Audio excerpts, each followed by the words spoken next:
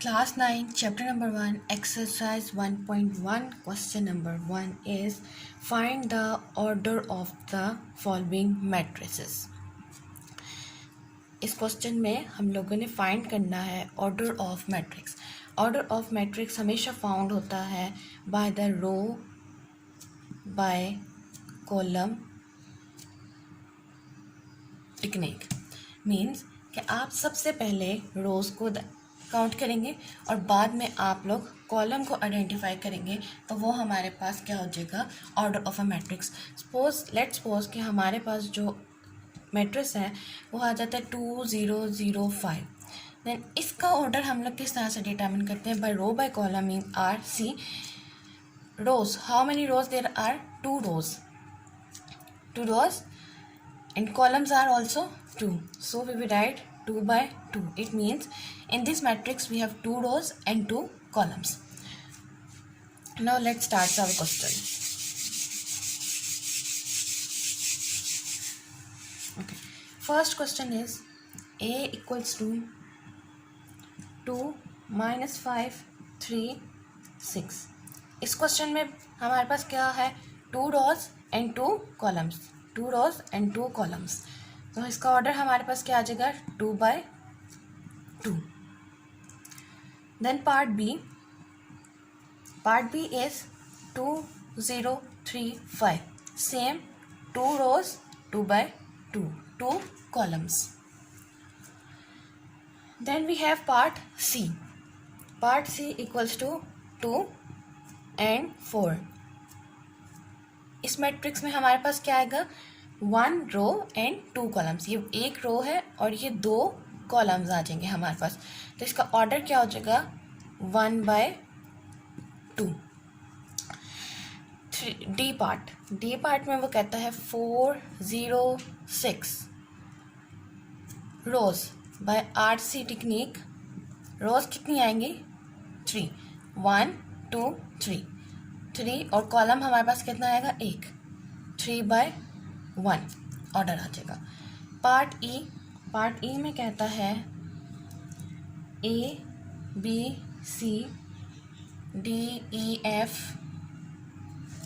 इसमें हमारे पास क्या आएगा, 3 rows 1 2 3 rows 3 by and 2 columns 3 by 2. Order of the matrix हमारे पास क्या आ जाएगा, 3 by 2. F part is 2. This is we will 1 by 1. 1 row 1 column 1 by 1. Then we have part G. Part G में क्या करता है, G equals to 2 1 2 3 2 4 0 3 5.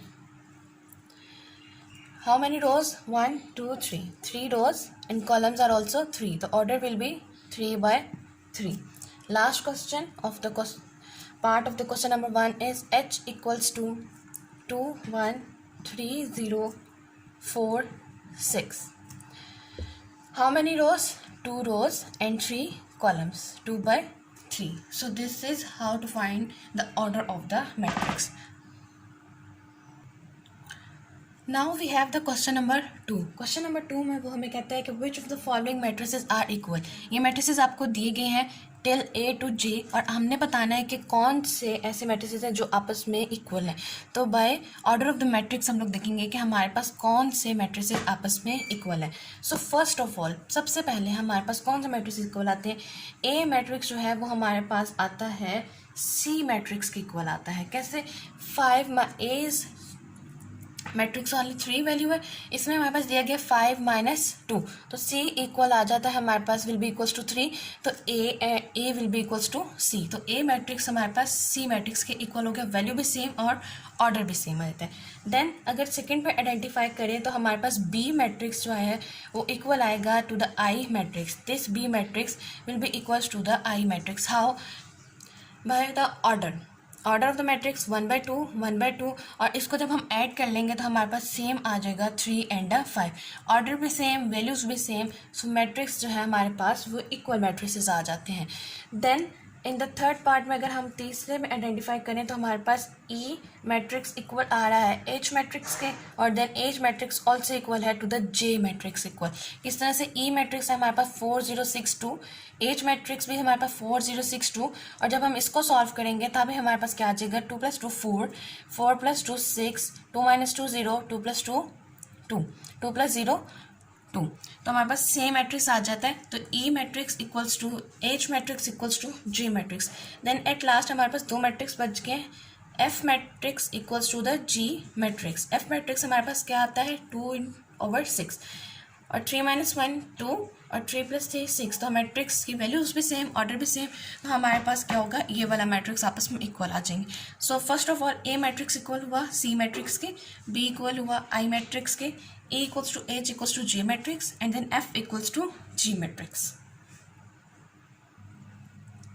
Then question number 3, question number 3 में हमें वो कह रहा है find the value of A B C D। उसने हमें ये मैट्रिसेस दे दिए, हम लोग सिंपली वैल्यूज़ कैलकुलेट करेंगे with the help of matrix. Simply हम लोग फर्स्ट ऑफ ऑल इक्वेशंस जो हैं वो बनाएंगे और हम लोग फिर उसमें से वैल्यूज़ को कैलकुलेट करेंगे। तो किस तरह से बनाएंगे, फर्स्ट ऑफ ऑल जो फर्स्ट इक्वेशन बनेगी वो हमारे बनेगी A + C इक्वल्स टू 0। ये वाली टर्म इस टर्म के इक्वल आएगी, फर्स्ट इक्वेशन बन जाएगी। ये टर्म इस टर्म के इक्वल आएगी -7 के, सेकंड इक्वेशन आएगी। ये वाली टर्म इस टर्म के इक्वल आएगी और ये वाली टर्म इस टर्म के इक्वल आएगी। जो साइड जो रो या जो कॉलम जो नंबर हम लोग इस मैट्रिक्स से लेंगे वो ही उसी के इक्वल हम दूसरे नंबर का जो मैट्रिक्स में वैल्यू गिवन होगी उसी के इक्वल हम लोग क्या करेंगे इक्वेट करेंगे। इसको हमने कह दिया कि ये हमारे पास आ जाती है इक्वेशन नंबर 1। सेकेंड इक्वेशन इस तरह हमारे पास बन जाएगी A + 2B will be equals to -7। ये हमारे पास आ जाती है इक्वेशन नंबर 2। वैल्यू निकालनी हमने A B C D। Then third equation will be C - 1 equal हो जाएगा हमारे पास 3 के इक्वल, इक्वेशन नंबर 3। और लास्ट इक्वेशन हमारे पास फॉर्म हो जाएगी 4D - 6 equals to 2D। This is equation number 4। Okay, then we can see first that equation number 3 जो है हम लोग बहुत इजीली सॉल्व कर सकते हैं। सो फ्रॉम इक्वेशन 3 क्या है हमारे पास C - 1 इक्वल्स टू 3 -1, और दूसरी साइड पे जाके शिफ्ट होगा तो हमारे पास क्या हो जाएगा ऐड हो जाएगा। C इक्वल्स टू 3 + 1, और C equals to value C की हमारे पास फॉर्म हो गई C equals to 4। Okay, then अब हम क्या करेंगे इस C की वैल्यू को इस इक्वेशन नंबर 1 में पुट करेंगे। So now put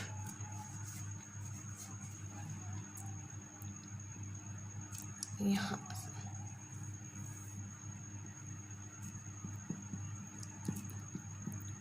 value of C in equation number 1. Equation 1 is A + C equals to 0. A C value is 4 equals to 0. दूसरी साइड पे जाके हमारे पास शिफ्ट होगा 0 - 4, A will be equals to -4। तो हमारे पास A और C की वैल्यू कैलकुलेट हो जाती है। अब हम क्या करेंगे इस A की वैल्यू को किस में पुट करेंगे इक्वेशन नंबर 2 में पुट करेंगे। तो पुट करेंगे इन इक्वेशन 2, तो A + 2B equals to -7।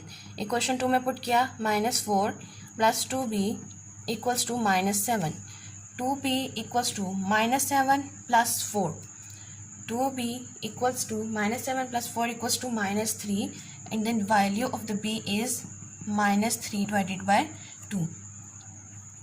So B equals to -3/2। Last equation number 4 है, और 4 इक्वेशन पे विदाउट एनी वैल्यू हमको पुट किए बगैर उसको सॉल्व कर सकते हैं। कैसे सॉल्व होगी, नाउ एक सॉल्विंग इक्वेशन 4 हम यहाँ लिखेंगे 4D - 6 equals to 2D। 4D यहाँ पे हमारे पास क्या हो रहा है ऐड, वहाँ जाके शिफ्ट करेंगे तो हमारे पास क्या हो जाएगा subtract, -6 equals to 2D -4D, -6 equals to 2D - 4D will be equals to -2D।